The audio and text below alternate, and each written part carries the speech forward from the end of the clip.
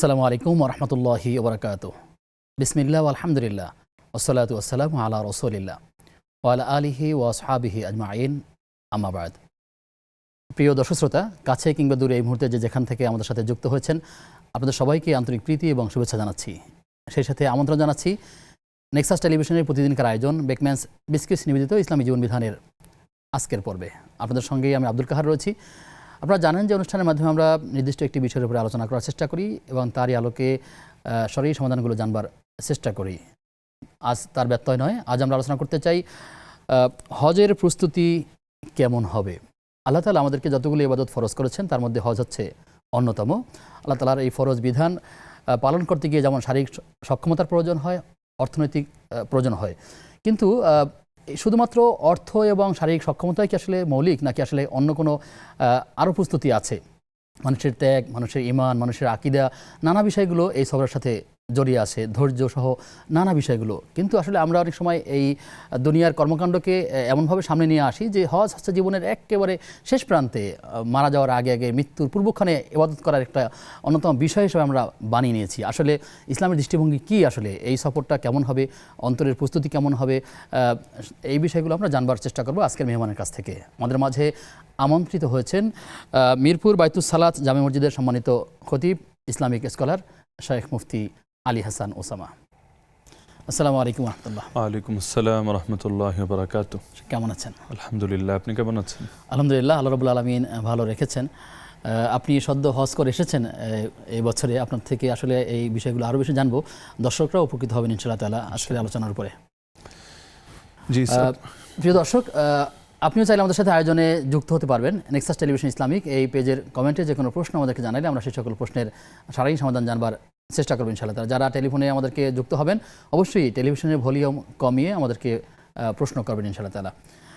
মোহতারাম, এই হজের প্রস্তুতি কেমন হবে এক্ষেত্রে একটু বলা দরকার। অনেকেই মনে করেন যে আমি চাকরির শেষ প্রান্তে গিয়ে হজে যাব, আবার কেউ কেউ ভাবছেন যে ছেলে কিংবা মেয়ে এদেরকে পড়াশোনা শেষ করিয়ে চাকরি দিয়ে তাদেরকে পাত্রস্থ করে শেষ প্রান্তে গিয়ে যে সর্বশেষ যে ইবাদত করবে সেটার নাম হচ্ছে হজ। আসলে প্রস্তুতিটা কখন থেকে শুরু হবে? যে আমাদের এই জাতীয় যে অঞ্চলগুলো আছে, বিশেষ করে বাংলাদেশ, ভারত, পাকিস্তান, এখানে এই সমস্যাটা অনেক প্রবল। অধিকাংশ মানুষের হজের ব্যাপারে ধারণা হলো যে হজ করার পর আমার একটা আধ্যাত্মিক পুনর্জন্ম লাগবে, যার পরে আমি আর কোনো পাপ করব না, অর্থাৎ কোনো ধরনের কোনো অপকর্মে আমি জড়াবো না। তো এই কারণে মানুষ চিন্তা করে যে আমার লাইফটাকে আগে এনজয় করে নিই, যৌবনকালটাকে উপভোগ করে নিই, এরপর যখন গিয়ে আমি মোটামুটি নিজের ব্যাপারে আশ্বস্ত হব যে যা ভোগ করা হয়েছে, এবার আমি মোটামুটি বাকি জীবন পাপমুক্ত কাটাতে পারি, তখন হজের সিদ্ধান্ত নেয়। অথচ বাকি সারা দুনিয়ার দৃশ্য যদি দেখি, ইউরোপ দেখি, মিডল ইস্ট দেখি, তারা কিন্তু এরকম কোনো ভাগাভাগি করে না, বরং যখনই আল্লাহ তাদেরকে সামর্থ্য দেন তারা হজের নিয়াত করে ফেলেন। আল্লাহ রাসূল সাল্লাল্লাহু আলাইহি ওয়াসাল্লাম জানিয়েছেন, যার উপর হজ ফরজ অথচ সে হজ করলো না, এ অবস্থায় সে মৃত্যুবরণ করলো, নবীজি ধমক দিয়ে বলেন, ফালা আলাইহি আইয়ামুতা ইনশা ইয়াহুদিয়ান ও ইনশা নাসরানিয়ান। তাহলে সে মনে চাইলে ইহুদি হয়ে মরুক, মনে চাইলে খ্রিস্টান হয়ে মরুক, আমার কোনো পরোয়া নেই। এই পরিমাণ ভয়ঙ্কর কথা বলেছেন। এমনকি বাস্তবতা তো এটা, আমরা আজও জানি না যে আগামীকাল বাঁচবো কিনা। এমনকি হজের টাকা জমা দেওয়ার পরেও কিন্তু আমরা জানি না যে বাইতুল্লাহ পর্যন্ত আমরা আদৌ পৌঁছতে পারবো কিনা। সব তো আল্লাহর হাতে। সেখানে তো দরকার ছিল, মানুষ যেহেতু এবছরের হজ নিয়ে অনিশ্চিত, তাহলে বাকি জীবন তো দূরের কথা, তার তো এটা নিয়ে আরো শঙ্কিত হওয়া দরকার ছিল যে আল্লাহ, না জানি আমি টাকা জমা দেওয়ার পর আমার হজ মিস হয়ে যায়। কারণ আমরা আমাদের অভিজ্ঞতা থেকে দেখেছি, এমন যাত্রীও ছিলেন যিনি এয়ারপোর্টে তার ফ্লাইট আর কয়েক ঘন্টা পরে কিন্তু হঠাৎ করে দুর্ঘটনায় পড়ে অথবা কোনো রোগে আক্রান্ত হয়ে দুনিয়া থেকে চলে গিয়েছেন, তার দুনিয়ার সফর সমাপ্ত হয়েছে। এজন্য হজের আল্লাহ যখন যাকে সামর্থ্য দিবেন তার প্রস্তুতিতে কোনো ঘাটতি রাখা উচিত না, যত দ্রুত সম্ভব। এমনকি শয়তানের বড় ধোঁকা হলো যে আমি হজ রক্ষা করতে পারবো কিনা। আরে পৃথিবীতে কেউই কোনো কিছু নিজের থেকে করতে পারে না। এজন্য নবীজি বলেন, জান্নাতের একটা রত্ন ভাণ্ডার হলো এই বাক্য, লা হাওলা ওয়ালা কুওয়াতা ইল্লা বিল্লাহ, যার অর্থই হলো আমাদের নিজস্ব কোনো শক্তি নাই, কোনো সামর্থ্য নাই আল্লাহর তৌফিক ছাড়া। অর্থাৎ আল্লাহ যদি তৌফিক দেন তবেই নেক আমল করতে পারি, আল্লাহ যদি তৌফিক দেন তবেই গুনাহ ছাড়তে পারি। তাহলে আমি এখানে বসে গুনাহ ছাড়ার কথা ভাবছি কিভাবে? আমি যখন আরাফার মাঠে গিয়ে আল্লাহর কাছে দিল খুলে দোয়া করব যে বাকি জীবন আল্লাহ আমাকে গুনাহমুক্ত জীবনযাপনের তৌফিক দিও, আল্লাহ ইনশাআল্লাহ আমাকে গুনাহ থেকে মুক্ত থাকার পথ সহজ করে দিবেন। সুতরাং হজের জন্য প্রত্যেকের একটা মানসিক এবং শারীরিক সব লাইনের প্রস্তুতি থাকা দরকার। এমনকি দরকার তো ছিল আবেগটা থাকবে এরকম যাদের উপর ফরজ না, তারাও অল্প অল্প করে টাকা গুছাবে যে কবে আমি নিজের চোখে আল্লাহর ঘর কাবা শরীফ দেখব, কবে আমি নিজে সরাসরি রাসূলুল্লাহ সাল্লাল্লাহু আলাইহি ওয়াসাল্লামের রওজায়ে আতহারের সামনে হাজির হয়ে সেখানে সালাত এবং সালাম পৌঁছাবো। এমনকি আল্লাহ নিজে কোরআনে আদেশ দিয়েছেন, ওয়াতাজাওয়াদু ফাইন্না খায়রা যাদি আত-তাকওয়া। আল্লাহ তাআলা সূরাতুল বাকারায় বলছেন, তোমরা হজের সফরের জন্য পাথেয় সংগ্রহ করো, কিন্তু মনে রাখবা পাথেয় শুধু খাবার দাবার কাপড় চোপড় না, সর্বোত্তম পাথেয়র নাম হলো তাকওয়া। তুমি নিজের ভেতরে আল্লাহর ভয়, আল্লাহর মহাব্বত এটা ধীরে ধীরে সঞ্চয় করো, এটাই হবে তোমার হজের সবচাইতে বড় প্রস্তুতি। সুতরাং আগামী দিনেও যারা কোনো এক সময়ে নিয়াত করে রেখেছেন যে আমি একদিন হজ করব, আমি তাদেরকে রিকোয়েস্ট করব আপনারা অনতি বিলম্বে হজের জন্য প্রস্তুতি গ্রহণ করেন এবং শারীরিক, মানসিক, আধ্যাত্মিক 3 রকম প্রস্তুতি সম্পন্ন করেন। বিশেষ করে এমন কিছু বই পড়ার চেষ্টা করেন, এমন কিছু আলেমদের লেকচার শোনার চেষ্টা করেন যার দ্বারা হৃদয়ে আবেগ আসবে এবং আল্লাহ এবং বান্দার মধ্যে যে দূরত্ব তৈরি হয়েছে এই দূরত্ব ঘুচে গিয়ে নৈকট্য সৃষ্টি হবে। এটাই হবে হজের প্রতি আমাদের সবচেয়ে বড় আবেদন। যে শুকরিয়া আপনাকে। আমাদের অনেকেই দেখা যায় যে নিজের উপরে হজ ফরজ, সময় হয়ে গেছে, কিন্তু চিন্তা করছেন যে মা বাবা তো বেঁচে আছেন, তাদের আগে আমি কিভাবে হজে যাই এবং তারা মনে কষ্ট পাবেন, এই জন্য মা বাবাকে নিয়ে যাবেন। আর এই তাদের প্রস্তুতির জন্য অর্থনৈতিকভাবে আরও 2-3 বছর সময় লাগে, যেহেতু এখানে একটা ব্যয়ের ব্যাপার থাকে। এই যে সময় ক্ষেপণ করা, মা বাবা কী মনে করবেন, আল্লাহর কাছে যেতে বা হজের নিয়াত করতে অনেক দেরি করে ফেলেন, এটি আসলে ইসলামের দৃষ্টিকোণ থেকে যদি যে আসলে এই সমস্যাটাও এখন অনেক বেড়ে গিয়েছে, বিশেষ করে হজের যখন প্রাইস বেড়ে গিয়েছে 6 লাখের উপরে অনেক সময় খরচ হয়ে যায়। আমরা দেখি অধিকাংশ মানুষ বা বড় লোক ফ্যামিলিগুলোতে এরকম হয়, রমাদানুল মুবারকে বাবা মা স্ত্রী সবাইকে নিয়ে, মানে মোটামুটি ফুল ফ্যামিলি নিয়ে ওমরা করে আসে। যদি জিজ্ঞেস করা হয় আপনি কি হজ করেছেন, না হজ করি নাই। কেন করেন নাই? যে আমি হজের টাকা দিয়ে তো আমার 3-4 জনের শখ পূরণ করে ফেলতে পারছি, বাইতুল্লাহ দেখা হচ্ছে, রওজায়ে আতহার দেখা হচ্ছে। কেমন যেন এটা একটা ট্যুর, মানুষ যেমন ট্যুরে যাওয়ার জন্য প্রস্তুতি নেয়, স্বপ্ন গোছায়, বিষয়টা এমন হচ্ছে। অথচ হজ জাস্ট কোনো আবেগের নাম না, কোনো ইমোশনের নাম না, এটা একটা ফরজ বিধান। নামাজ যেমন ফরজ, রোজা যেমন ফরজ, সামর্থ্যবানদের জন্য হজও একইভাবে ফরজ। সুতরাং আল্লাহ যদি আপনার উপর ফরজ করে থাকেন, আপনার বাবা অতীতে গেলেন কি গেলেন না, মা গেলেন কি গেলেন না, এই চিন্তা করে আপনি তো নিজেকে ফরজ থেকে দূরে রাখতে পারেন না। এমন যদি হয় যে সবাই মিলে উমরা করলেন, 10 বার করলেন, কিন্তু ফরজ হজ করার আগে মরে গেলেন, তাহলে সেই ধমকি তো তার ক্ষেত্রে প্রযোজ্য হবে যে মনে চাইলে ইহুদি হয়ে মরুক, মনে চাইলে খ্রিস্টান হয়ে মরুক। সুতরাং সবার আগে করণীয় হলো নিজের ফরজ হজটা সম্পন্ন করা, আর হজে গিয়ে কেঁদে কেঁদে আল্লাহর কাছে তৌফিক কামনা করা যে আল্লাহ তুমি তো আমাকে আনলা, এখন যাতে আমার ফ্যামিলির বাকিদেরকেও আমি অন্তত ফরজ যদি তাদের উপর না হয়ে থাকে অন্তত ওমরায় যাতে আনতে পারি, একটু তোমার ঘর দেখাতে পারি। এবং বাবা মা তারা বয়স্ক হলে অবশ্যই তাদের হৃদয়ে হয়তো আঘাত লাগতে পারে আবেগের দৃষ্টিকোণ থেকে, কিন্তু তাদেরকে যদি মাসালা বুঝিয়ে দেওয়া হয় এবং আল্লাহর বিধান, রাসূলের আদর্শ যদি উপস্থাপন করা হয়, আমার ধারণা অন্তত মুমিন বাবা মা এই ক্ষেত্রে বাধা দেবেন না। বরঞ্চ এই ক্ষেত্রে তাদেরকে এভাবে বোঝানো যায় যে আমি আগে চিনে আসি, আমি অভিজ্ঞতা অর্জন করি। বয়স্ক মানুষদের জন্য আসলেই সফরটা কষ্টদায়ক, তো সুতরাং আমার যদি অভিজ্ঞতা পরিপূর্ণ থাকে আমি আপনাদেরকেও খুব রিল্যাক্সের সাথে সহজে সহজে আমি সফরটা শেষ করাতে পারবো। এটা শুনলে তারা আরো খুশি হবেন যে ছেলে তাদের গাইড হবে, আগামী দিনে তাদের পথ প্রদর্শক হবে, তারা আরো আগ্রহী হবে। এভাবেই বাবা মাকে বুঝিয়ে আসলে মূল বিষয়টি সম্পন্ন করা উচিত। দর্শক কে আছেন আমাদের সাথে, পরিচয় দিয়ে প্রশ্ন করেন। আসসালামু আলাইকুম। ওয়ালাইকুম আসসালাম ওয়া রাহমাতুল্লাহ। আমি ঠাকুরগাঁ পীরগঞ্জ থেকে আব্দুল সালাম বলছিলাম। জি প্রিয় ভাই, প্রশ্ন জানতে চাই। আমি 3টা প্রশ্ন করব। জি। 1 নম্বর প্রশ্ন হলো, আমরা 2027 সালে স্বামী স্ত্রী দুজনে হজে যাব। হজের জন্য রেজিস্ট্রেশন করছি এবং কি মুআল্লিমকে টাকাও জমা দিয়ে দিছি। হজের আগে আমরা কি কি আমল করতে পারি, কিভাবে কি করা যায় সেটা একটু জানাবেন, আমাদের জন্য দোয়া করবেন। আর 2 নম্বর প্রশ্ন হলো, সূরা কাহাফ বৃহস্পতিবার রাত্রে থেকে পড়া শুরু করলে শুক্রবার জুমার নামাজের আগে শেষ করতে হবে না পরে শেষ করলে হবে, এটা একটু জানাবেন। আর 3 নম্বর প্রশ্ন হলো, 1 বছর আগে আমার একটা ছোট মেয়ে মারা গেছে। যেদিন আমার মেয়েটা মারা যায় সেদিন বয়স ছিল 7 বছর 11 মাস 10 দিন। ব্লাড ক্যান্সারে মারা গেছিল।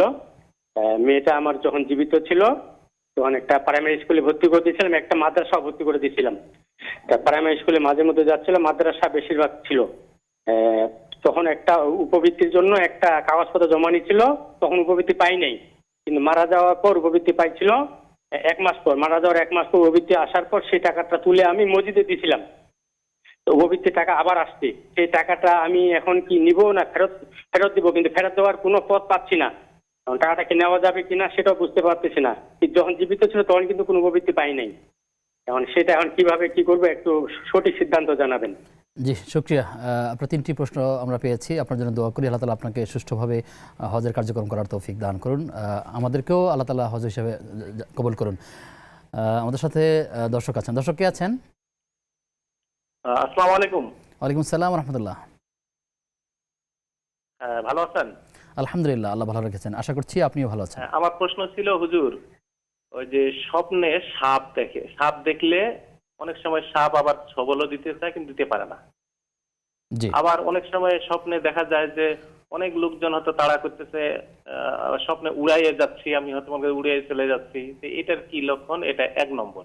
জি, এবং সাপ দেখলে, সাপের স্বপ্ন দেখলে কি হয়, এটা 1 নম্বর। 2 নম্বর হচ্ছে ওই প্রস্রাবের পর ওই 3-4 বার গলার হুকুর দিয়ে ওই টিস্যু ব্যবহার করলে হবে না, আবার পানি দিয়ে আবার পরিষ্কার করতে হবে। জি, এটা 2 নম্বর। 3 নম্বর হচ্ছে কুবা মসজিদে, মদিনার কুবা মসজিদে ওই প্রতিদিন কি 2 রাকাত নামাজ পড়লে কি উমরা হজের সওয়াব পাওয়া যাবে? আচ্ছা। প্রিয় ভাই, আপনি থাকুন আমাদের সাথে, আমরা জানবার চেষ্টা করছি। আমাদের সাথে ইতোমধ্যে আরও একজন দর্শক যুক্ত আছেন। দর্শক কে আছেন? হ্যালো, আসসালামু আলাইকুম। Hello, hello. আমরা শুনছি, ওয়ালাইকুম আপনি আসসালাম। জানার বিষয়টি আমার বলুন। 3টে প্রশ্ন আছে। জি, জীবন। হ্যালো, জি, আমরা শুনছি, আমার 3টা আপনি। প্রশ্ন শুনছেন? আচ্ছা, আমার প্রথম প্রশ্নটা হলো ওই যে 1 নম্বর যে 7 টাকা কত কাজা, কাজা বোন, আপনি টেলিভিশনের ভলিউম কমিয়ে আমাদেরকে প্রশ্ন করুন, আপনি যদি শুনতে পাচ্ছেন। ভলিউম কমানো আছে। জি, হ্যাঁ, আচ্ছা, 1 নম্বর তো 7 টাকা করতে হয় কাজা, বুঝছেন? এশার নামাজ 7 রাকাত। হ্যাঁ, কাজা করতে হয়, মানে 4 টাকা খরচ, 3 টাকা যেত। জি, এটা একটু জানবো যে এটা কি একবারেই পড়তে হবে না 2-3 ভাগ করে পড়া যাবে? প্রশ্নটি আসলে আমরা ভালো বুঝতে পারিনি যে আপনি এশার সালাতের কথা বলছেন, সেখানে 4 রাকাত ফরজ নামাজ। এসার নামাজ তো 7 টাকার কাজা হয়, 4 টাকার খরচ, 3 টাকার বেতন না? জি, এখন আর কি মনে করেন আজকে আমি 4 টাকার খরচটা করলাম, কালকে বেতন করবো, এইভাবে করা যাবে? শুধু কি জিজ্ঞেস করবেন? জি, যতক্ষণ বুঝতে পেরেছি তার আলোকে আমরা জানবার চেষ্টা করব ইনশাআল্লাহ তাআলা। আমাদের সাথে আরও একজন দর্শক যুক্ত আছেন। দর্শক কে আছেন? আসসালামু আলাইকুম। ওয়ালাইকুম আসসালাম রহমতুল্লাহ। হুজুর, আমার 2টা প্রশ্ন। জি, ওই আমি তো 5 ওয়াক্ত নামাজই পড়ি, কিন্তু পড়ি প্রায় আর কি 2-1 দিন হট করে এই জাগনা পাইনি ফজরের সময়, ওই নামাজটা পরে আদায় করি। আর ওই যে কাজাই পড়বো না কেমনে পড়বো, এটা জানা দিবেন। আচ্ছা, ঠিক আছে বোন, আমরা বুঝতে পেরেছি। দ্বিতীয় প্রশ্ন হইতেছে হুজুর, বাচ্চা তো 3টা ছোট ছোট, জোহরের নামাজ আমি 10 রাকাত করে পড়ি। আবার যদি বেশি হুড় করা হয় কাজে বা কোনো কিছু, তাহলে 6 রাকাত পড়ি। তাতে কি আমার গুনাহগার হয়ে যেতেছে কি নাকি 10 রাকাতই পড়তে হবে?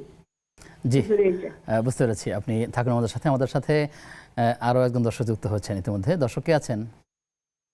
হ্যালো, আসসালামু আলাইকুম। ওয়ালাইকুম সালাম। আমার প্রশ্ন হচ্ছে যে আপনার ওই যে ইশার নামাজের যে বেতের নামাজটা, মানে নিয়ম জানতে চাচ্ছিলাম। আর প্রথম রাকাতে কি করবো আর দ্বিতীয় রাকাতে কি করবো, আচ্ছা, ঠিক আছে, ওইটা আর কি জানতে চাচ্ছিলাম। বুঝতে পেরেছি। আপনি থাকুন আমাদের সাথে। আমরা অনেকগুলো প্রশ্ন পেয়েছি, আমরা এগুলোর উত্তর জানবার চেষ্টা করবো ইনশাআল্লাহ। যাচ্ছি মেহমানের কাছে যাওয়ার আগে, প্রশ্নের এত ভিড়, আমরা আরেকজন দর্শককে যুক্ত করতে পেরেছি। দর্শক কে আছেন? আসসালামু আলাইকুম। ওয়ালাইকুম আসসালাম রহমতুল্লাহ। হ্যাঁ, আমার 3টি প্রশ্ন। জি, 1 নাম্বার প্রশ্ন হলো যে অজু করার সময় কথা বলা যায়? যেমন জি। আমি অজু করতেছি, এখন কেউ এসে যদি আমার ডাকে, ওই কথার উত্তর দিতে পারবো? জি, এটা হলো 1 নাম্বার প্রশ্ন। আর 2 নাম্বার প্রশ্ন হলো, কেউ যদি আমার কাছ থেকে 4 লক্ষ টাকা হাওলাত নেয়, জি, হয়তো 2 বছর 3 বছর রাখতে চায়, তখন ওই টাকাটা যে আমার একসাথে জাকাত দিতে হবে, ওটার বিনিময়ে যদি কেউ যে টাকাটা হাওলাত নিছে সে যদি বলে যে আমি কিছু দিয়ে দিতেছি, মানে 2 বছরের জাকাতের টাকাটা আমি দিয়ে দিতেছি, এটা কি সুদ হবে নেওয়া? আচ্ছা, 2টা। আর 3 নাম্বার হইলো, কোন স্ত্রী যদি তালাক দেয়, স্বামী যদি ওই জায়গায় সই না করে, তাহলে কি ওটা ডিভোর্স হবে? আচ্ছা, ঠিক আছে। তাহলে তালাক হবে কিনা আমরা জানবার চেষ্টা করব। আমাদের সাথে আরও একজন দর্শক যুক্ত আছেন। দর্শক কে আছেন? আসসালামু আলাইকুম। আসসালামু আলাইকুম ওয়া রাহমাতুল্লাহি ওয়া বারাকাতুহু। ওয়ালাইকুম আসসালাম ওয়া রাহমাতুল্লাহ। জি হুজুর, আমি নীলা বলছিলাম পাবনা থেকে। জীবন। স্যার, আমার একটাই কোশ্চেন আছে আজকে, কিন্তু জি। আমার একটু সময় লাগবে। আমি কি মানে করতে পারবো? জি, আপনি ছোট্ট করে মৌলিক কথাটা আমাদেরকে বলবেন। আপনি নিয়মিত দর্শক, আমরা আপনাকে উপেক্ষা করছি না। জি। জি জি, আচ্ছা, আমাদের পাশের বাসায় একটা বাসা আছে, তিনি হচ্ছে মানে ওই যে পীরের বা কিছু একটা মুরিদ আছে। তো উনি আবার ওনার বাসায় মানে কিছুদিন পর পর কি যেন রান্না করে বা এলাকার সবাইকে বলে খেতে। তো আমরা কখনোই খাই নাই, কখনো যাই নাই। তো উনি বাসায় দিতে আসে, তো খাবার তো নিয়ে ফেলে দিতে হয় না। আমাদের পাশের আরেকজনরা বলতেছে যে যেহেতু তুমি বড় হইছো, মানুষ শয়তানি করে কিছু করতেও পারে, খাবারটা নিবা, নিয়ে ফেলে দিবা। তো আমি তো নিতেও চাই না। তো এই বিষয়ে কি করতে পারি হুজুর? মানে না করে দিব নাকি খাবারটা নিয়ে ফেলে দিব? জি, আমরা একটু প্রবলেমের মধ্যেই আছি হুজুর এই বিষয়টা নিয়ে। বুঝতে পেরেছি। আপনার প্রশ্নটি আমরা পেয়েছি। আমরা প্রশ্নগুলো একবারই নিয়ে নিচ্ছি আলোচনার সুবিধার্থে। দর্শক কে আছেন আমাদের সাথে?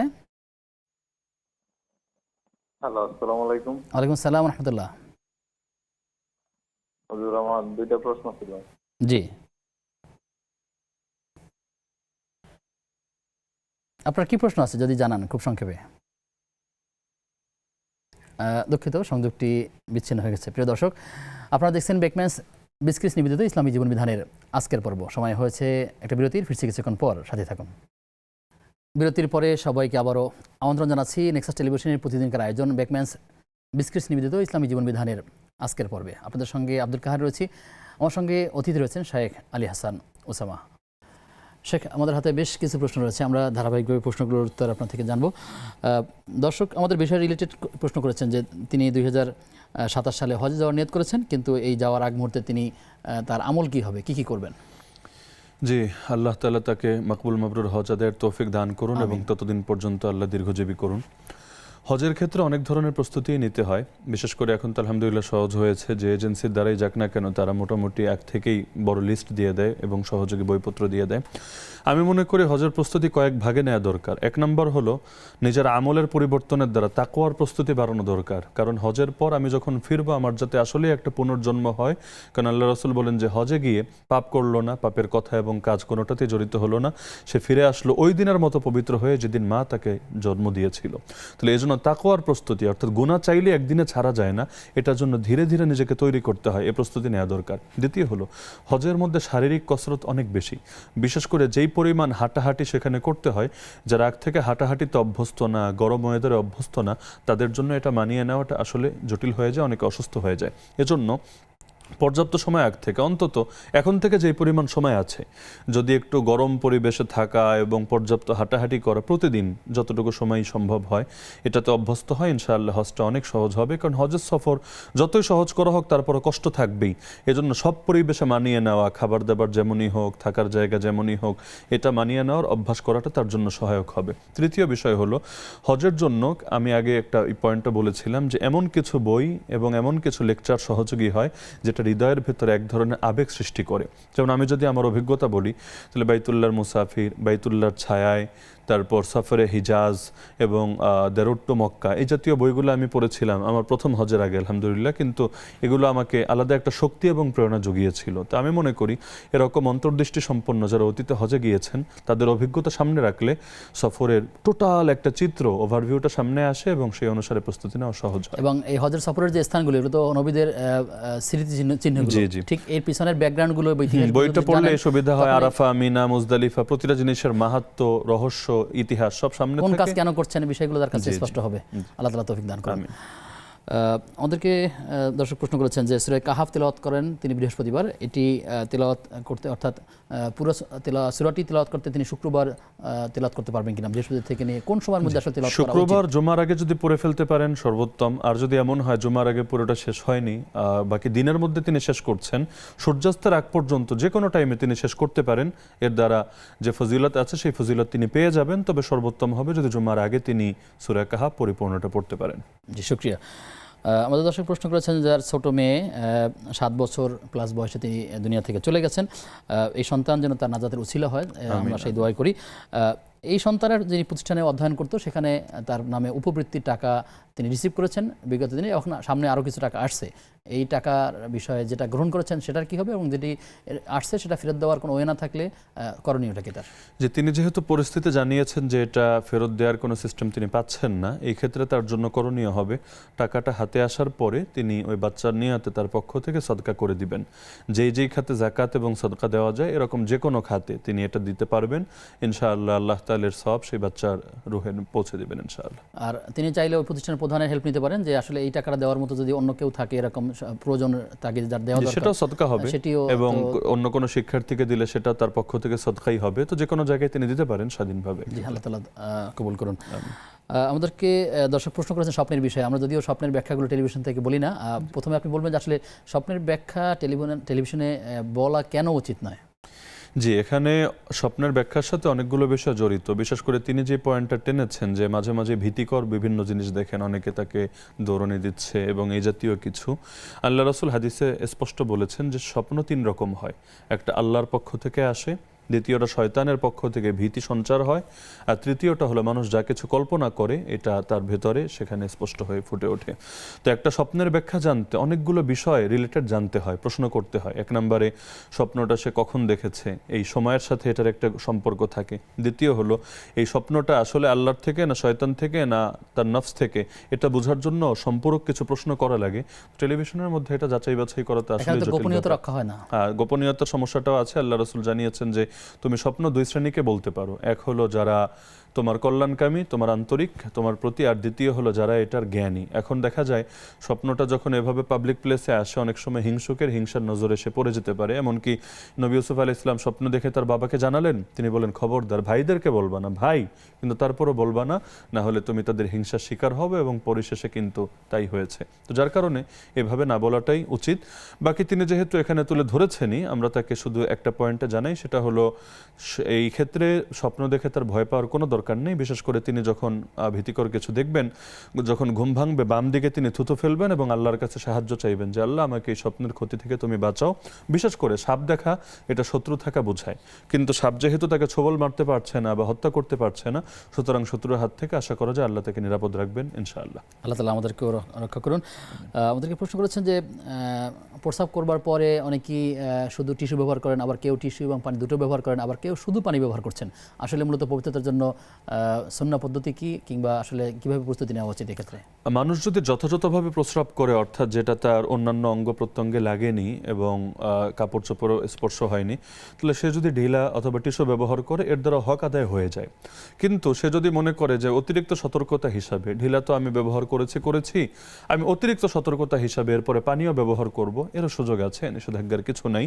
বাকি সে যদি কোনো একটাও সীমাবদ্ধ থাকে তার হক আদায় হবে। মূল বিষয় হলো তাকে এই পর্যায়ে নিশ্চয়তায় আসতে হবে যে নতুন করে আর কোনো ফোঁটা আসবে না এবং তার কাপড় নাপাক হবে না, তাহলে হয়ে যেতে পারে। জি, প্রশ্ন করেছেন যে মদিনার মসজিদে কোবাতে যদি কেউ প্রতিদিন 2 রাকাত সালাত আদায় করেন তাহলে তিনি উমরার সওয়াব পাবেন কিনা, এই ব্যাপারে যে হাদিসটি রয়েছে আপনি শুনিয়ে দেন। যে আল্লাহ রাসূল সাল্লাল্লাহু আলাইহি ওয়াসাল্লাম বিশুদ্ধ হাদিসে স্পষ্ট জানিয়েছেন মান তাতাহহারা ফি বাইতিহি, এটা তার প্রশ্ন থেকে ছুটে গিয়েছে যে ব্যক্তি নিজের ঘরে, সেটা নিজের ডাইরেক্ট ঘর হোক অথবা হোটেল হোক, নিজের স্থান থেকে যে ব্যক্তি পবিত্রতা অর্জন করে সুম্মা আতা মসজিদে কুবা, আল্লাহ রাসূলের এই স্মৃতি বিজড়িত মসজিদে কুবায় আসবে, এরপর সেখানে নামাজ আদায় করবে, তার জন্য আল্লাহ রাব্বুল আলামিন একটা পরিপূর্ণ উমরার সওয়াব দিয়ে দিবেন।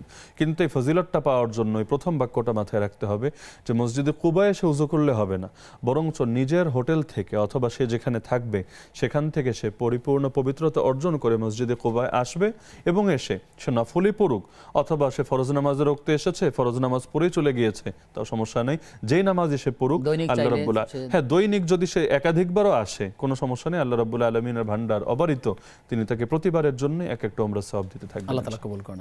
দর্শক আছেন, প্রিয় দর্শক কে আছেন আমাদের সাথে, পরিচয় দিয়ে প্রশ্ন করুন।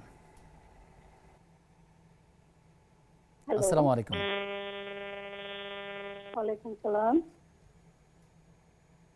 জি বোন, আপনার জানার বিষয়টি কি? জি, আমার জানার বিষয় হচ্ছে যে আমি একটা সাবগা করতে চাইছিলাম, কিন্তু এমন এক সময় খুব অসহায় মানুষ তার মেয়েকে বিয়ে দেওয়ার জন্য খুব কষ্ট পাচ্ছে, ওই টাকাটা আমি ওনাকে দিয়ে দিচ্ছি, এটা কি আমার সাবগা হয়ে গেছে? আচ্ছা। আর দ্বিতীয় প্রশ্ন হচ্ছে যখন মানুষ বিধবা হয়ে যায়, মানুষ তাদেরকে এত অসহায় কেন ভাবে? অল্প সময়ে যদি স্বামী চলে যায়, এর জন্য দায়ী তো আমরা না, আল্লাহ পাক নিয়ে নিতে। এটা তো আমাদের করার কিছু নাই এখানে। কেন এত অসহায় মনে করে যে আমরাই তাদের জন্য দায়ী? আমাদের জন্য কি আমরাই দায়ী? এটাই আমার প্রশ্ন, আমি এটা জানতে চাই। আর জীবনে কি পরকালে যে স্বামী চলে যায় তার সাথে কি তার স্ত্রীর দেখা হয় নাকি কখনো? যারা অল্প সময়ের জন্য সংসার জীবনে থেকে যায় তাদের জন্য। জি বোন, আপনি আবেগপ্রবণ হয়ে হচ্ছেন, আপনার জন্য দোয়া করি আল্লাহ তাআলা আপনাকে ধৈর্য শক্তি বাড়িয়ে দিন। আমাদের সাথে দর্শক আছেন। দর্শক কে আছেন? আসসালামু আলাইকুম। ওয়ালাইকুম আসসালাম রহমতুল্লাহ। আসসালামু আলাইকুম। জি ওয়ালাইকুম সালাম। আমি ময়মনসিংহ থেকে বলছি। জি হ্যাঁ, আমার একটা প্রশ্ন আছে। হুজুর, আমি আজকে 7 বছর যাবত আমার ভাই আমার কাছ থেকে টাকা নিচ্ছে, কিন্তু টাকা চাইতে গেলে অত্যাচার করে, মারামারি করে, টাকা দেয় না। ভাই এখন কি নিয়েছেন? ভাই, টাকাগুলি যাকাত হিসাবে দেওয়া যাবে? আচ্ছা, যে টাকাটা তিনি নিয়েছেন সেই টাকাটা আপনি এখন আদায় মানে চাওয়ার পরেও পাচ্ছেন না, এই টাকাটা আপনি জাকাত হিসাবে কর্তন করে দিতে পারেন কিনা, এটাই তো প্রশ্ন। জি, আপনি থাকুন আমাদের সাথে, আমরা বিষয়টি জানবার চেষ্টা করব ইনশাআল্লাহ তাআলা। আমাদের সাথে আরও একজন দর্শক যুক্ত আছেন। দর্শক কে আছেন? আসসালামু আলাইকুম। ওয়ালাইকুম সালাম রহমতুল্লাহ। হুজুর, আমার 2টা প্রশ্ন ছিল। জি ভাই। হুজুর, আমার 1 নম্বর প্রশ্নটা হলো, হুজুর, মানুষ মারা যাওয়ার পরে মূলত যে মিল্লাতটা পড়ায়, এটা কোরআনের ব্যাখ্যায় এটা কি আপনার জায়েজ আছে কিনা? মানে এটা কি হাদিসে কি বলা আছে? জি, আমরা জানবার চেষ্টা করব। আর আমার দ্বিতীয় প্রশ্নটা হলো, হুজুর, মানুষ কোনো কিছু মূলত একটা নিয়ত করে, মানে যেটা মানে এটা হইলে যে এটা করব, মানে মূলত মানত করা, যেটা এটা কি জায়েজ আছে কিনা? আমি এই 2টা প্রশ্ন জানতে চাই। জি ঠিক আছে, আপনি থাকুন আমাদের সাথে, আমরা জানবার চেষ্টা করছি। আমাদের সাথে আরও একজন দর্শক যুক্ত আছেন। জি, দর্শক কে আছেন? হ্যাঁ, এখন বিষয় হচ্ছে, আমি আমার স্বামীর কাছে কোনো কিছু চাইলে মশলা দেয় যে আমি তার কাছে কিছু চাইলে এটা ইসলামিক জায়েজ নাই। আর এখন আমার বিয়ের আজকে 16 বছর, এখন আমি সেই হিসাবে তার কাছে চাই নাই। এখন না খাইয়াই মানে কোনো মতে বাঁচার মতো খাওয়া খাইছি, এখন আমার রক্ত শূন্যতা হয়ে গেছে। এখন এটা ইসলামে কতটা জায়েজ আর জামাতে কতটা জায়েজ?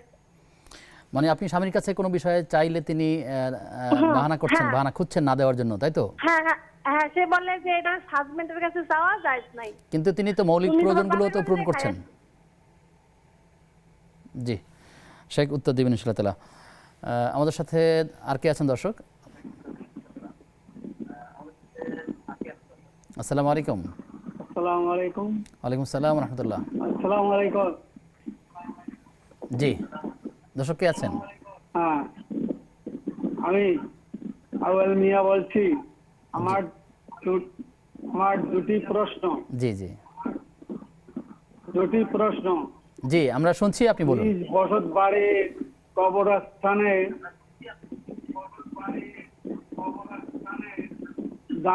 মৃত্যু ব্যক্তিকে দাফন করা, আমার নিজস্ব মৃত্যু ব্যক্তিকে দাফন করা এবং মহল্লার কবরস্থানে দাফন করা, এই দুইখানের মধ্যে কোনটা উত্তম হবে? জি, আপনার আরেকটা প্রশ্ন ছিল। জি দুঃখিত, সংযোগটি বিচ্ছিন্ন হয়ে গেছে। প্রিয় দর্শক, আপনারা দেখছেন বেকম্যানস বিস্কিটস নিবেদিত ইসলামী জীবন বিধানের আজকের পর্ব। সময় হয়েছে একটা বিরতির, ফিরছি কিছুক্ষণ পর, সাথে থাকুন। বিরতির পরে সবাইকে আবারও আমন্ত্রণ জানাচ্ছি ইসলামী জীবন বিধানের আজকের পর্বে। আপনাদের সঙ্গে আব্দুল কাহার রয়েছি, আমার সঙ্গে মেহমান রয়েছেন শেখ আলী হাসান উসামা। শেখ আমাদেরকে প্রশ্ন করেছেন এক বোন, তিনি বলেছেন যে এশার সালাত যদি আগের দিন পড়েন, কোনো কারণে যদি বেতের ওই দিন না পড়তে পারেন, পরের দিনে তিনি বেতের সালাত আদায় করতে পারেন কিনা বা কীভাবে পড়বেন? জি, এশার নামাজ এবং বেতের উভয়টাই যদি যথাসময়ে আদায় করতে না পারে, উভয়টার ক্ষেত্রে স্বতন্ত্রভাবে কাজা আদায় করতে হয়। এখন যদি এমন হয় যে দুয়োটাই তার ছুটে গিয়েছে, তাহলে তিনি যখন সময় পাবেন একসাথেও আদায় করতে পারেন, আবার চাইলে আলাদা আলাদা সময়ও করতে পারেন। আবার যদি এমন হয় যে না, একটা পড়েছেন আর একটা ছুটেছে, যেমন এশার ফরজ পড়েছেন কিন্তু বেতের ছুটে গিয়েছে, তাহলে তিনি পরবর্তীতে যখন সুযোগ পাবেন তিনি বেতেরে কাজা করে নেবেন। এক কথায় ওই 2 ওয়াক্ত নামাজ যেভাবে কাজা হয়ে গেলে মানুষ যেভাবে স্বাধীনভাবে যখন মনে চায় সেটা আদায় করতে পারে, একইভাবে এশার নামাজ এবং বেতের উভয়টা স্বতন্ত্র, আলাদা, এবং যখন তিনি সময় পাবেন চাইলে একসাথেও পড়তে পারেন, চাইলে আলাদা আলাদাও পড়তে পারেন। জি, শুকরিয়া।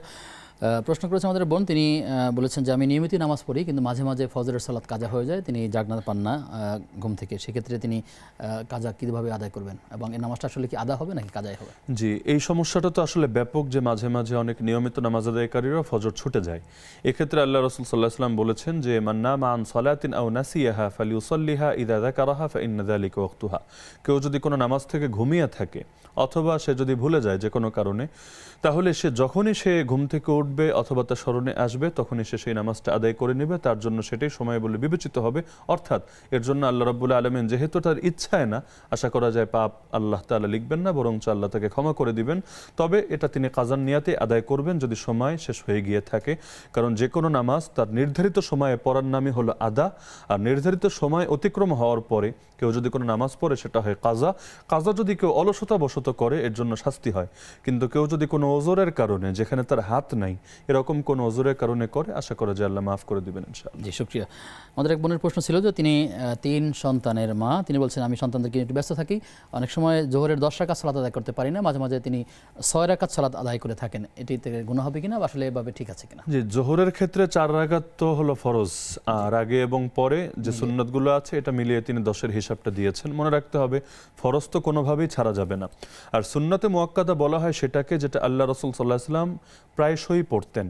কোনো ওজর থাকলে হয়তো কখনো ছেড়েছেন, কিন্তু অধিকাংশ সময়ই পড়তেন। সুতরাং তার যেহেতু সন্তান নিয়ে ব্যস্ততা, যদি কদাচিৎ এমন হয় যে হঠাৎ 2-1 দিন তার এই পরিমাণ ব্যস্ততা হলো যে তিনি সুন্নতে মুআক্কাদাটা আদায় করতে পারলেন না, ফরজটা পড়লেন, এবং সুন্নতে মুআক্কাদা আগেও আছে পরেও আছে, তিনি হয়তো পরেরটা পড়লেন, আগেরটা তার মিস হলো ওজরের কারণে, এর সুযোগ আছে, এর জন্য তার পাপ হবে না।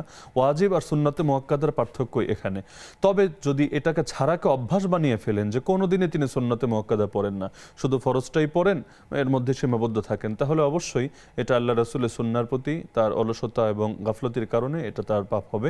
কিন্তু ওজরের কারণে হঠাৎ 2-1 দিন হলে সমস্যা নেই, আল্লাহ মাফ করে দিবেন ইনশাআল্লাহ। আল্লাহ তাআলা আমাদেরকে ফরজের পাশাপাশি সুন্নাহগুলো নিয়মিত পালন করার তৌফিক দান করুন, আমিন। আমাদেরকে বোন প্রশ্ন করেছেন যে এশার যে বেতরের কথা, তিনি বেতরের সালাত পড়ার নিয়ম জানতে চাচ্ছেন, কিভাবে তিনি পড়বেন? তিনি সম্ভবত কেরাত নিয়ে জিজ্ঞেস করেছিলেন। বেতরের ক্ষেত্রে আল্লাহ রাসূল সাল্লাল্লাহু আলাইহি ওয়াসাল্লাম থেকে আমরা 3টা সূরার নাম দেখি, অর্থাৎ প্রথম রাকাতের মধ্যে, এটা কোনো আবশ্যিক বিষয় না, কেউ যদি পারে আলহামদুলিল্লাহ, সেটা হলো প্রথম রাকাতের মধ্যে সূরা আলা অর্থাৎ সাব্বিহিসমা রাব্বিকাল আলা, এটা সম্পূর্ণ। দ্বিতীয় রাকাতে সূরা কাফিরুন কুল ইয়া আইয়ুহাল কাফিরুন শেষ পর্যন্ত। আর তৃতীয় রাকাতে অর্থাৎ যে রাকাতে দোয়া কুনুত পড়বে এর আগ দিয়ে সূরা ইখলাস অর্থাৎ কুল হুয়াল্লাহু আহাদ, এই 3টা যদি পড়তে পারে আলহামদুলিল্লাহ। যদি তার কোনো কারণে অন্য সূরাও পড়ে, কোনো সমস্যার কিছু নেই, তার নামাজ যথাযথভাবে আদায় হয়ে যাবে। জাযাকাল্লাহ খায়ের। আমাদেরকে বোন প্রশ্ন করেছেন যে তিনি যখন অজু করতে যান বা অজু করতে থাকেন বা যাবেন, এই সময় যদি কেউ তার সাথে কথা বলতে চায় অথবা অজু চলাকালীন যদি কেউ তার সাথে কথা বলে, এতে করে তার কোনো গুনাহ হবে কিনা, আসলে কি করা উচিত? যে উজুর সময় কথা বলা নিষিদ্ধ না, তবে উজু যেহেতু একটা নেক আমল, ওই সময় কেউ যদি সম্পূর্ণ আল্লাহর দিকে ধাবিত হয়ে এবং এটা একটা গুরুত্বপূর্ণ আমল সে করছে, সেই অনুভূতি নিয়ে উজু করে, এটাই তার জন্য উত্তম হবে। এমনকি মাঝে মাঝে যদি আল্লাহর কোনো স্মরণ বা জিকির করতে থাকে আলহামদুলিল্লাহ, এটা আরও উত্তম হবে। কিন্তু কোনো প্রয়োজনে যদি কেউ তাকে ডাক দেয় অথবা তাকে কথা বলতে হয়, জায়েজ আছে, কোনো নাজায়েজ হবে না, তিনি প্রয়োজনে কথা বলতে পারবেন, কথা জবাবও দিতে পারবেন। জি, শুকরিয়া।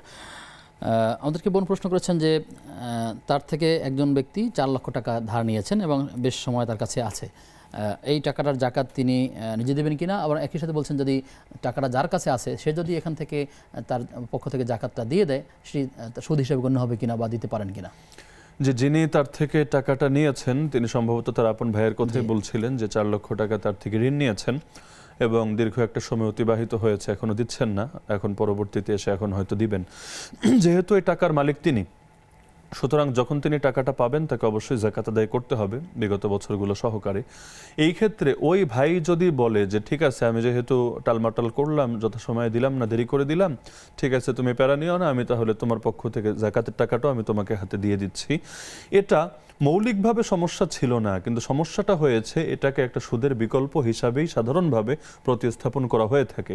অর্থাৎ ঋণ দেওয়ার পরে যথাসময়ে ঋণ পরিশোধ না করার কারণে এই যে একটা তার ক্ষতি হলো, এই ক্ষতিটা পোষণ করার জন্য অতিরিক্তভাবে দেওয়া হয়ে থাকে। এজন্য সতর্কতার দাবি হবে সেটা গ্রহণ না করা, বরঞ্চ নিজের থেকে যাকাতটা দিয়ে দেওয়া। আর যে কোনো ক্ষেত্রে আল্লাহ রাসূল জানিয়েছেন কুল্লু কারদিন জাররা নাফান ফাহুয়া রিবা, প্রত্যেক ঋণ যেটা অতিরিক্ত কোনো উপকার বয়ে আনে সেটাই সুদ বলে বিবেচিত হয়ে থাকে।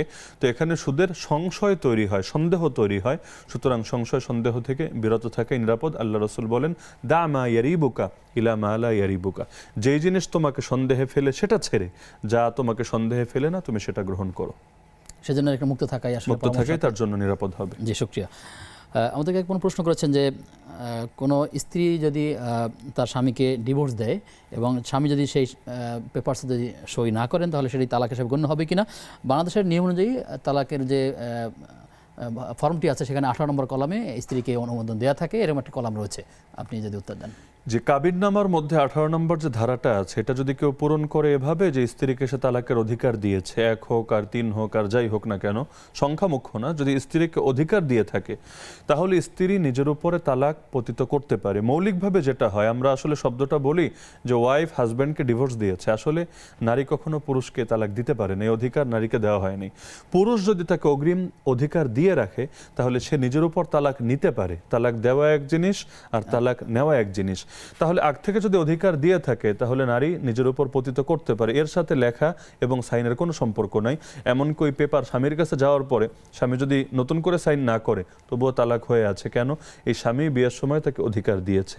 হ্যাঁ, যদি এমন হয় আগ থেকে অধিকার দেয়া ছিল না, কাবিননামার মধ্যেও সে অধিকার দেয় নাই অথবা কাবিননামাই হয়তো করে নাই, এভাবেই সে বিয়ে করেছে, আগ থেকে অধিকার দেওয়া ছিল না, সেই ক্ষেত্রে এটা ঠিক আছে যে সেই ক্ষেত্রে স্ত্রী চাইলেই নিজের থেকে নিতে পারে না, বরঞ্চ স্বামী যদি তাকে পরবর্তীতে তালাক দেয় তাহলে সেই ক্ষেত্রে সেটা প্রযোজ্য। স্বামীর দেওয়া অধিকার ছাড়া সে নিজের উপর কখনোই সেটা পতিত করতে পারবে না। আশা করছি আমাদের বোন বুঝতে পেরেছেন।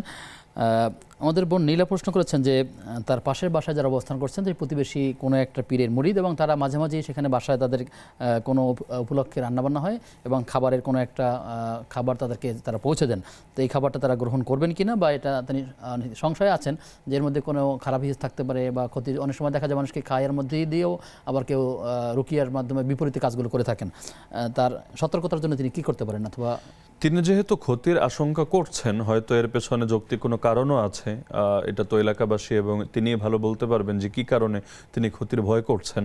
না হলে প্রতিবেশীর শুনে থাকেন যে একজনকে খাওয়ানোর মধ্যে দিয়ে মিষ্টি খাওয়ানো হয়, এটা কারণ সারা হয়, প্রতিবেশীর খাবার গ্রহণের মধ্যে মৌলিকভাবে মাসালাগত সমস্যা নেই, কিন্তু যদি কোনো কারণে তিনি ভয় পেয়ে থাকেন তাহলে ভয় থেকে দূরে থাকাটাই এটা ভালো। তাছাড়া আসলে যে কোনো জিনিস মানুষ যখন সংশয়ের সাথে করে, এর মধ্যে আগ থেকে ক্ষতি না থাকলে সংশয়ের কারণে অনেক সময় বিভিন্ন শারীরিক ও মানসিক জটিলতা তাদের দেখা দেয়। এবং তিনি সম্পর্ক জিজ্ঞেস করেছিলেন না খেয়ে তিনি ফেলে দিবেন কিনা, তো খাবার নষ্ট করা তো আসলে ইসলামে এটা অনুমোদিত না, এজন্য তার জন্য উচিত হবে তিনি এটা গ্রহণ না করে যৌক্তিক কোনো কারণ দেখিয়ে, বিভিন্ন কারণ মানুষের থাকতে পারে, তো কোনো কারণ দেখিয়ে যদি তার সংশয় থাকেই তাহলে গ্রহণই তিনি করবেন না, কিন্তু গ্রহণ করে খাবার নষ্ট করা এটা আসলে উচিত হবে। তিনি গ্রহণ করে কি অন্য কাউকে দিতে পারেন? যেটা নিয়ে আসলে নিজের সংশয় থাকে সেটা আসলে অন্যকে দেওয়া তো এটা অনুচিত হবে, কারণ আল্লাহ রাসূল বলেন তোমাদের কেউ ততদিন ইমানদারি হতে পারবে না যতদিন না তার ভাইয়ের জন্য তা পছন্দ করে যা নিজের জন্য পছন্দ করে। আমি আমার জন্য নিরাপদ থাকা পছন্দ করি, এখন আমি কোনো খাবারের ব্যাপারে আমি আশঙ্কায় আছি, মনে হয় এখানে কোনো ক্ষতিকর পদার্থ অথবা কোনো জাদু হয়তো মিশ্রিত আছে, এখন আরেকজনকে দিলে বাস্তবেই যদি সেটা থাকে সে তো ক্ষতিগ্রস্ত হচ্ছে। তো ইসলামে স্পষ্ট জানিয়েছেন আল্লাহ রাসূল সাল্লাল্লাহু আলাইহি ওয়াসাল্লাম লা দারারা ওয়ালা দিরারা, নিজেও ক্ষতিগ্রস্ত হওয়া যাবে না, অন্যকেও ক্ষতিগ্রস্ত করা যাবে না। সম্পর্ক প্রশ্ন আমার যদি হয় যে প্রতিবেশীরা অনেক সময় এমন হয় যে তাদেরটা যদি বুঝিয়ে না বলা যায় এবং তাদেরটা গ্রহণ না করলে তারা হিতে আমার উপরে আরও শত্রুতা বাড়িয়ে দিতে পারে এবং আমার নানা ক্ষতি করতে পারে, সেক্ষেত্রে কৌশলের অংশ বলেন বা কি উপায়টা অবলম্বন করা যেতে পারে? এরকম যদি আসলে অপারগ হালতে যদি পড়েন, এটা তো আসলে তিনি ভালো বলতে পারবেন যে আসলে তার ক্ষেত্রে অবস্থাটা কোন পর্যায়ে আছে। যদি কেউ আসলে টার্গেটই করে থাকে যে ক্ষতি করবেই এবং সেক্ষেত্রে খাবার না নিলে যদি তার আসলে ভিন্ন কোনো দিকে সে কদম বাড়ানোর আশঙ্কা থাকে, সেই ক্ষেত্রে একদম ঠেকায় পড়ে যান বাঁচানোর জন্য তো অনেক সময় বিভিন্ন নিষিদ্ধ জিনিসও বৈধ হয়ে যায়, তখন যদি তিনি সেই খাবারটা নেন এবং নিয়ে যদি সেটা তার যেহেতু আশঙ্কা আছে, প্রবল আশঙ্কা হয়, তিনি নষ্ট করেন, আশা করা যায় আল্লাহ মাফ করবেন, তবে এটা আসলে কোনো আদর্শ পন্থা হবে না। জি, শুক্রিয়া। আশা করছি আমাদের বোন বিষয়টি বুঝতে পেরেছেন। আমাদের কাছে আরও কিছু প্রশ্ন আছে, যদি আপনি আমাদের প্রশ্ন উত্তর দেন। সে হচ্ছে যে আমাদের এক দর্শক তিনি বললেন যে তিনি আবেগতাড়িত হয়ে গেলেন বলতে বলতে, যে নিজস্ব পারিবারিক অবস্থানে তাকে দাফন করে এবং মহল্লার যে গোরস্থান আছে সেখানে তাদেরকে দাফন করা, এই দুটোর মধ্যে কোনো পার্থক্য আছে কিনা, কোথায় তাকে দাফন করা উচিত আসলে এক্ষেত্রে? যে কাউকে আসলে দাফন করার ক্ষেত্রে এখানে শরীয়তে এমন কোনো নীতিমালা বেঁধে দেয় নাই যে অমুক জায়গায় করতে হবে, তমুক জায়গায় করা যাবে না। এখন যদি কারো পারিবারিক কবরস্থান থাকে এবং সেখানে দাফন করার সুযোগ থাকে, তাহলে সেটা করতে পারে, যেহেতু নিজের স্থানের মধ্যেই হচ্ছে, অন্যের উপর চাপ সৃষ্টি করতে হচ্ছে না এবং পাবলিক গোরস্থানে তার স্থলে আরেকজন মানুষ সেখানে কবরস্থ করা যাচ্ছে। বিশেষ করে আমরা ঢাকা শহরে দেখি কবরের সংকট এবং কবর দিতে আসলে খুব পেরেশানিতে পড়তে হয়। তো সুতরাং কারো যদি পারিবারিক কবরস্থান থাকে এবং তার লোকদেরকে সেখানেই দাফন করে, তাহলে এটা তো অবশ্যই অন্যদের জন্য সহজ হয়। এখানে অনেক সময় এমনটি হয়, যেমন পারিবারিক গোরস্থানটি এমন জায়গা আছে একদম বাগানের ভিতরে অথবা বাড়ির ভিতরে, যেখানে মানুষেরা কখনো জিয়ারত করতেও যায় না, কেউ সালামও পৌঁছায় না। আর কিন্তু মহল্লা কবরস্থানগুলোতে অনেক লোকের সমাগম থাকে, মানুষের তার জন্য দোয়া করে বা কেউ মসজিদের পাশে চিন্তা করে। এরকম বিষয় যদি হয় থাকে যে পারিবারিক গোরস্থান না দিয়ে যদি আমার মহল্লার মসজিদ দেওয়া হয়, কেউ যদি ওই চিন্তা থেকে দেয়, আসলে ইন্নামাল আমালু বিন্নিয়াত, আমল বিবেচ্য হয় নিয়তের আলোকে। তো কেউ যদি ওই নিয়তে দেয় যে এখন মসজিদের পাশে যে গোরস্থানগুলো থাকে সেখানে বিশেষ করে শুক্রবার বা বিশেষ দিনগুলোতে কম বেশি মানুষ জিয়ারত করতেই থাকে, যাতায়াত করতেই থাকে, সালাম দিতে থাকে, তো এই নিয়তে যদি সে করে যে সেখানে যদি আমার আপনজনকে আমি শুয়ে দিই তাহলে জিয়ারতের মাত্রাটা বেশি হবে এবং সেটা সকলে মিলে জিয়ারত করবে, আলহামদুলিল্লাহ এই নিয়তের প্রতিদান তিনি পাবেন এবং যত মানুষ জিয়ারত করবেন সেটার বদলাও তিনি পাবেন ইনশাআল্লাহ। তো বাকি প্রতিটা ক্ষেত্রেই নিয়তের বিবেচনাটা মুখ্য। এর চাইতেও বেশি সওয়াব তিনি পেতে পারেন আরেকজনের জন্য সহজতা করে, যে এখন মানুষ জায়গায় পাচ্ছে না কবর দেওয়ার, তাহলে আমি আমার এখানেই দেই, আর সেখানে আমার আরেকজন ভাই তার কবর দেওয়ার জায়গাটা হবে। তো এক কথায় আসলে নিয়ত যার যেমন হবে আল্লাহ রাব্বুল আলামিন তাকে সেই অনুযায়ী বদলা দিবেন ইনশাআল্লাহ। আল্লাহ তাআলা আমাদেরকেও প্রত্যেকটা কাজে নিয়তকে বিশুদ্ধ করবার তৌফিক দান করুন। আপনার কাছে আসবো বিরতির পর ইনশাআল্লাহ তাআলা। প্রিয় দর্শক, আপনারা দেখছেন বেকম্যানস বিস্কিটস নিবেদিত ইসলামী জীবন বিধান। সময় হয়েছে সর্বশেষ বিরতির, ফিরছি কিছুক্ষণ পর, সাথে থাকুন। বিরতির পরে সবাইকে আমারও আমন্ত্রণ নেক্সাস টেলিভিশনের নিয়মিত আয়োজন ইসলামী জীবন বিধানের আজকের পর্বে। আপনাদের সঙ্গে আব্দুল কাহার রয়েছি, আমার সঙ্গে অতিথি রয়েছেন শেখ আলী হাসান ওসামা। মোহতারাম আমাদেরকে প্রশ্ন করেছেন, সে বোন বলেছিলেন যে তিনি সাদাকা করবেন নিয়াত করেছেন, কিন্তু অপরদিকে তার একজন প্রতিবেশী তার মেয়ে বা ছেলের বা পরিবারের বিবাহ দিতে পারছেন না, এমন একটি সংকটের কথা তিনি বলেছেন। তিনি সেই টাকাটা এই দুস্থ পরিবারকে দিতে পারেন কিনা, এতে তার যে নিয়ত করেছিলেন সাদাকা দেওয়ার কথা সেটি আদায় হবে কিনা? যে অবশ্যই পারবেন এবং এক্ষেত্রে দ্বিগুণ সওয়াব হবে ইনশাআল্লাহ। সদকার সওয়াব তো হবেই, আর প্রতিবেশীর বিপদে তার পাশে দাঁড়ানোর সওয়াব হবে ইনশাআল্লাহ তাআলা। আমাদেরকে বোন আরেকটি প্রশ্ন করেছেন, তিনি বলেছেন যে অনেক সময় আমাদের সমাজ ব্যবস্থা এমন যে বিধবাদেরকে ভিন্ন রকম চোখে দেখা হয়। হাজব্যান্ড মরে গেলে এই মারা যাওয়া তো আল্লাহর হাতেই, কে কখন মারা যাবেন, কিন্তু কোনো ব্যক্তি যদি মারা যান তখন এই মহিলা তখন সময় নিরুপায় হয়ে থাকেন, তখন না পারেন তিনি তার স্বামীর বাড়িতে থাকতে, মানুষের মহল্লার অনেক লোকের কথা শুনতে হয়। তো এই যে অনেক সময় আমাদের বোন আবেগপূর্ণ হয়ে কান্নাই করে ফেলেছেন তিনি বলতে গেলে, এই বিষয়টি যে যারা তার উপরে জুলুম করছেন কথার মাধ্যমে বা তাদের হক নষ্ট করেছেন, তাদের ব্যাপারে কি বলবেন? আসলে এটা আমাদের জাতিগত একটা ব্যর্থতা যে এখনো পর্যন্ত আমরা সেই বিজাতীয় কুসংস্কারগুলো এই দেশ থেকে দূর করতে পারিনি। একটা সময় এমন ছিল অন্য ধর্মে যে যখন কোনো স্বামী মারা যেত সেই স্ত্রীকেও তার সঙ্গে সেই চিতায় জ্বলতে হতো, সতীদাহ প্রথা এখানে ছিল। আল্লাহ রাব্বুল আলামিন এই অঞ্চলকে সেই ফিতনা থেকে মুক্ত করেছেন, কিন্তু এর কিছু রেশ এখনো মুসলিম সমাজে, যদিও সেটা মুসলমানরা করতো না, কিন্তু এর কিছু রেশ মুসলিম সমাজে রয়ে গিয়েছে। প্রতিটা ব্যক্তির জন্য মৃত্যু নির্ধারিত। আল্লাহ জানিয়েছেন ইযা জাআ আজালুহুম লা ইস্তাখিরুনা সাআতান ওয়া লা ইস্তাকদিমুন। সেই নির্ধারিত ক্ষণ যখন আসবে একটু পিছাবেও না, একটু আগাবেও না। কেউ কারো জান নিতে পারে না এবং কেউ কারো জান নেওয়ার কোনো শক্তিও আল্লাহ কাউকে দেন নাই। সমস্ত কিছু আল্লাহ নিয়ন্ত্রণে এবং মালাকুল মাউত আল্লাহ যখন লিখে রেখেছেন ঠিক তখনই জান কবজ করবে, এখানে কারো দায় থাকে না। কিন্তু এটা দুঃখ যে সমাজে এখনো নারীদেরকে এর জন্য দায়ী মনে করা হয়। এর জন্য আসলে আমি মনে করি যে তিনি অন্তরে কষ্ট না রেখে সবর করবেন এবং তিনি আশা রাখবেন যে যারাই তাকে গালি দিবে তিনি সুবহানাল্লাহ আলহামদুলিল্লাহ পরে আর কয় নেকি পাবেন, কিন্তু এই যে সবর করবে প্রতিটা খারাপ কথার উপরে, ইনশাআল্লাহ এর বিনিময়ে আল্লাহ জান্নাতুল ফেরদাউসে তাকে সর্বোচ্চ মর্যাদা দান করবেন। আর যারা তাকে তাকে কষ্ট দিবে এ কথা বলে এদেরকে দুনিয়াতেই তার কাছ থেকে ক্ষমা নিতে হবে। যদি না নেয়, কিয়ামতের দিন তাদের নিজেদের নেকি দিয়ে অথবা তার গুনাহ নিজেদের কাঁধে নিয়ে আল্লাহর কাছে দায়মুক্ত হতে হবে। জি, শুকরিয়া। তার প্রশ্নের আরেকটি অংশ ছিল এমন যে পরকালে তার স্বামীর সাথে তার দেখা হবে কিনা দুনিয়ার যে স্বামী ছিল। পরকালে অবশ্যই যদি আল্লাহ রাব্বুল আলামিন উভয়কে ঈমান এবং আমলের সাথে কবুল করেন, অবশ্যই তারা মিলিত হবে নাইলিনের মধ্যে, রূহের জগতে। সেখানে রূহগুলো পারস্পরিক সাক্ষাৎ হবে। আর পাশাপাশি আল্লাহ যদি জান্নাতে পৌঁছান, ইনশাআল্লাহ সেখানে তিনি তার স্বামীর স্ত্রী হয়ে থাকবেন এবং সমস্ত হুরদের সর্দারনি হিসাবে আল্লাহ তাকে কবুল করবেন। জি, শুকরিয়া। আমাদের এক বোন প্রশ্ন করেছেন যে 7 বছর পর্যন্ত তার ভাইয়ের কাছে বেশ কিছু টাকা রয়েছে, তিনি টাকাটা চাইলেও তিনি পাচ্ছেন না। এখন এই টাকাটা জাকাত হিসাবে তাকে ছেড়ে দিলে সেটি জাকাত আদায় হবে কিনা? না, জাকাত হিসাবে আসলে এভাবে ছাড়া যায় না। জাকাতের ক্ষেত্রে একটা শর্ত হলো যখন দেয় তখনই জাকাতের নিয়ত করতে হয়। তবে এই ক্ষেত্রে যদি ভাইকে এভাবে বোঝাতে পারে যে তুমি দাও, আমি আবার তোমাকে ফেরত দিচ্ছি, অর্থাৎ একবার উসুল করবে, এরপরে তাকে যদি ওই নিয়াত করে দেয় তাহলে সেটা আদায় হবে। আর এছাড়া এটাকে নফল দান আদায় করতে না পেরে তাকে আদায় করতে না পেরে যদি করতে চায়, জাকাতের নিয়াত করা যাবে না। এটা নফল দান অথবা উপহার এই হিসাবে নিয়াত করতে পারে, কিন্তু জাকাত হবে না। কারণ জাকাতের ক্ষেত্রে আল্লাহ কোরআনে সূরা তাওবায় 4টা খাতের কথা বলেছেন। এখানে আল্লাহ একটা শব্দ ব্যবহার করেছেন লাম, ইন্নামা সাদাকাতু লিল ফুকারা।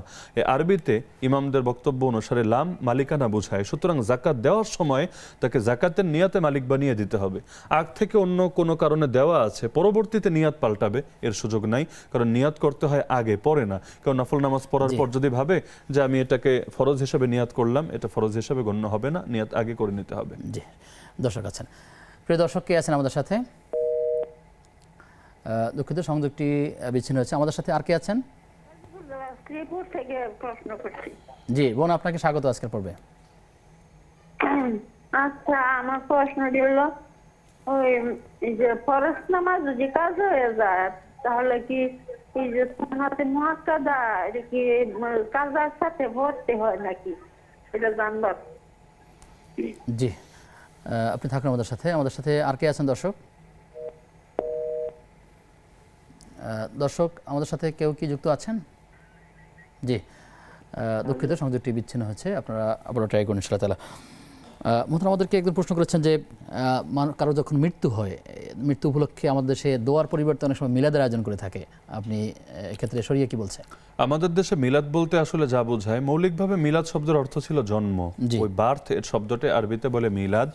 কিন্তু আমাদের দেশে মিলাদ পড়া বলতে যা বোঝায়, এটা আসলে এই অঞ্চলের একটা খাস সংস্কৃতি, যেটা কোরআন হাদিস থেকে আসে নাই, বরঞ্চ বিভিন্ন পীর প্রথা এবং সুফিবাদী ধারা থেকে এটা গৃহীত হয়েছে। একজন মানুষের জন্য, মৃত ব্যক্তির জন্য দোয়া করা যায়, কিন্তু নিজেদের থেকে রসম করে সবাই মিলে একসঙ্গে দাঁড়াবে, সুরে সুর মিলিয়ে কাওয়ালি পড়বে, এরপর জিলাপি বিতরণ করবে, দাঁড়িয়ে বসে বিভিন্ন সিস্টেমে হয়, এটা না করাটাই ভালো। কারণ যেই জিনিস কোরআন হাদিস থেকে আসে নাই, এটা আসলে মুসলমানদের জন্য আদর্শ অনুসরণীয় হতে পারে না। বরঞ্চ আল্লাহ রাসূল আমাদেরকে শিখিয়েছেন দোয়া করা। সুতরাং মৃত ব্যক্তির জন্য আমরা মন খুলে দোয়া করব, আমাদের দোয়া দ্বারা তারা উপকৃত হবে। এমনকি তাদের পক্ষ থেকে সাদকা করা, এটাও তাদের জন্য কল্যাণ বয়ে আনবে ইনশাআল্লাহ। জি, শুকরিয়া। আচ্ছা, আমরা শেষের দিকে চলে আসছি, খুব সংক্ষেপে আপনার থেকে উত্তরটা নেওয়ার চেষ্টা করব। একজন বলেছেন যে আচ্ছা, মানত করা এবং নিয়ত করার যে ব্যাপারটা, কিভাবে মানত করতে হয়, আসলে মানত করতে হয় কিনা নাকি দান করতে উৎসাহিত করা উচিত? মানত বলতে আমাদের দেশে যেটা বোঝায় সেটা হলো শর্তযুক্ত মানত। মানত মূলত দুই রকম হয়, এক হলো শর্তমুক্ত আর এক হলো শর্তযুক্ত। শর্তমুক্ত মানত এমন যে আমি মানত করলাম কালকে রোজা রাখবো, কোনো শর্ত নাই। কিন্তু শর্তযুক্ত মানত যেটা বাংলাদেশে প্রচলিত, সেটা হলো আল্লাহ যদি আমাকে এটা করে দেন তাহলে আমি ওটা করব, মানে কোনো কিছুর সঙ্গে এটাকে যুক্ত করে দেওয়া। এটা হাদিসে নিষেধ করা হয়েছে, কারণ এটা এক ধরনের বেয়াদবি। মানে আল্লাহ তুমি যদি আমার থেকে কৃপণের পকেট থেকে পয়সা বের হওয়া ছাড়া কিছুই হয় না। এটা আল্লাহকে কেমন যেন বলা হচ্ছে, আল্লাহ তুমি যদি আমার পয়সা পেতে চাও আমার জন্য এই কাজটা করে দাও। নাউযুবিল্লাহ, এটা আসলে হওয়া উচিত না। এজন্য সদকা করে দিবেন, সদকা করে দিলে বিপদ এমনি কেটে যাবে, নেক আমল করে দোয়া করবেন, বিপদ কেটে যাবে। কিন্তু এভাবে শর্তযুক্ত মানত করাটা উচিত না। আমাদের এক মনে বলেছেন যে তিনি স্বামীর কাছে কোনো ধরনের কোনো কিছু চাইলে, অর্থ বা টাকা পয়সা, তিনি নানাভাবে বাহানা খোঁজেন এটা না দেওয়ার জন্য, যদিও তিনি প্রয়োজন পূরণ করেন অন্য বিষয়গুলো। এক্ষেত্রে কি করা উচিত আসলে? এখানে স্বামী যদি আসলে মৌলিক ভরণ পোষণের ক্ষেত্রেই ত্রুটি রাখে, অর্থাৎ যেটা তার প্রাপ্য সেটাই যদি তাকে না দেয়, সেই ক্ষেত্রে আল্লাহ রাসূলের স্পষ্ট হাদিস আছে, তার কথায় সেই আবু সুফিয়ান রাদিয়াল্লাহু আনহু স্ত্রী হিন্দা, তিনি মুসলমান হওয়ার পরের পরিবারের ঘটনা, আল্লাহ রাসূলকে এসে বললেন আমার স্বামী আমাকে এবং আমার সন্তানদেরকে মৌলিক খরচই দেয় না, আমি কি করব? নবীজি বললেন তুমি তার অজান্তেও তার পকেট থেকে নিতে পারবা, তবে যতটুকু না হলে না ঠিক ততটুকু। কিন্তু যদি এমন হয় মৌলিক ভরণ পোষণ তার পূরণ করে, এরপর তার অতিরিক্ত নারী হিসাবে আসলে অনেক রকম চাহিদা থাকতে পারে, সেটা তার স্বামী দেয় না, তাহলে আসলে এটার জন্য জোর করে আদায় করার সুযোগ নেই। তিনি সবর করবেন আর পাশাপাশি তিনি চেষ্টা চালাতে পারেন, কিন্তু অন্য কোনো পন্থা অবলম্বনের সুযোগ নেই। সবর করলে আল্লাহ দুনিয়াতে না পেলেও আখিরাতের চেয়ে ভালো কিছু দিয়ে দেবেন। আমাদের সর্বশেষ দর্শক যে প্রশ্ন করেছিলেন যে ফরজ নামাজ এবং সুন্নতে মুআক্কাদা বিষয়ক যে ফরজ নামাজ ছুটে গেলে কাজা করতে হয়, ওয়াজিব ছুটে গেলে যেমন বেতের কাজা করতে হয়, আর সুন্নতে মুআক্কাদা সাধারণভাবে কাজা হয় না। সুন্নতে মুআক্কাদা এটা উক্ত মতো যখন মানুষ নামাজ পড়ে সেই সময়ই তাকে নামাজ পড়তে হয়, আর যদি একান্ত ছুটে যায় তাহলে আসলে তেমন কিছু করার থাকে না। জি, শুকরিয়া, জাযাকাল্লাহ খায়ের। আপনার মাধ্যমে আমরা অনেকগুলো বিষয়ের উত্তর জেনেছি। আবার কখনো দেখা হলে নতুন কোনো বিষয় নিয়ে সমসাময়িক বিষয়গুলো নিয়ে আলোচনা করবো ইনশাআল্লাহ। শুকরিয়া আপনাকে, ধন্যবাদ নেক্সাস টেলিভিশনকে। বারাকাল্লাহু ফিকুম। প্রিয় দর্শক, এতক্ষণ আপনারা দেখছেন ইসলামী জীবন বিধানের আজকের পর্ব। আমরা যতগুলো বিষয়ে কথা বলেছি, আল্লাহর কাছে দোয়া করি আল্লাহ তাআলা আমাদেরকে সেই বিষয়গুলো পালন করবার তৌফিক দান করুন। আজ এ পর্যন্তই। আগামী অনুষ্ঠান দেখবার আমন্ত্রণ জানিয়ে আজকের মতো বিদায় নিচ্ছি। আল্লাহ তাআলা আমাদের সবাইকে ভালো রাখুন, সুস্থ রাখুন। আসসালামু আলাইকুম ওয়া রাহমাতুল্লাহি ওয়া বারাকাতুহু।